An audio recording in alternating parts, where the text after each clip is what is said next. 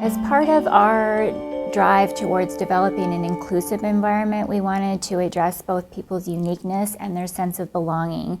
In order to do that, we needed to be able to have conversations about somebody's uniqueness in order to achieve a sense of belongingness in the workplace. And therefore, we felt like we needed to be able to put on the table conversations that were difficult, topics that people were wanting to shy away from maybe. So they were worried about asking questions, or they were worried about bringing up the topic, but yet those topics were critical to really understanding each other. And we launched a series called RealTalk series in order to be able to put those more difficult things on the table.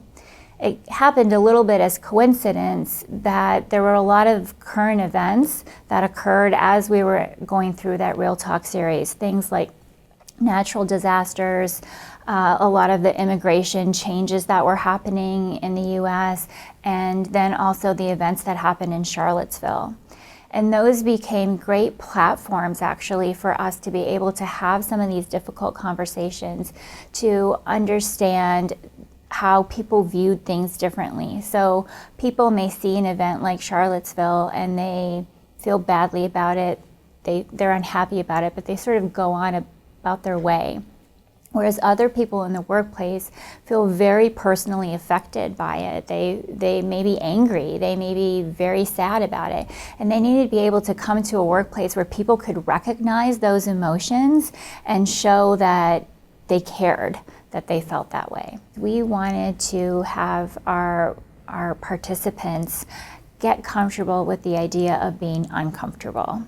And that was the guidance that we gave to the leaders for those sessions, to make sure that we were raising up issues where people understood that it wasn't going to necessarily be an easy conversation, and people had to come prepared to be vulnerable and open to some level of discomfort.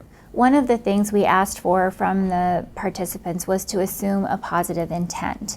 And a positive intent is simply necessary if you want to have these difficult conversations and have them be productive. It's so easy to go in and actually become defensive. That's usually the issue that creates the obstacles in having a productive conversation. It's not so much that people go negative, but it's that they become defensive.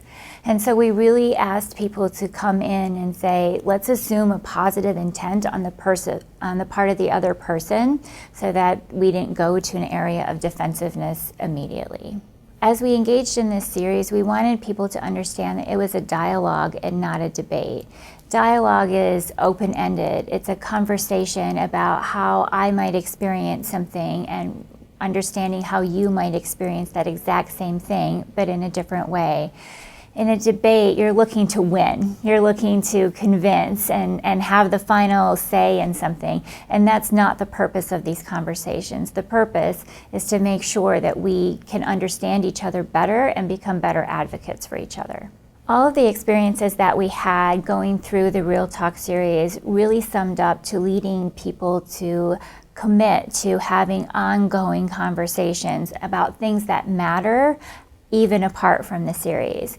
And it really led to a practical takeaway for people to just simply say, I'm going to sit down with somebody, I'm going to ask their perspective on an event that happened. If something happened over the weekend in the news, I'm going to commit to asking what was their experience around that.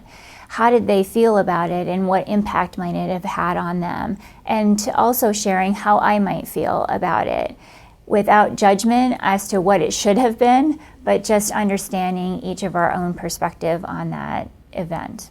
So it was a very good experience for us. It was a very significant impact for leaders in the organization, but also people who were participating in that series as individual contributors, to know that leaders cared and wanted to engage in those conversations.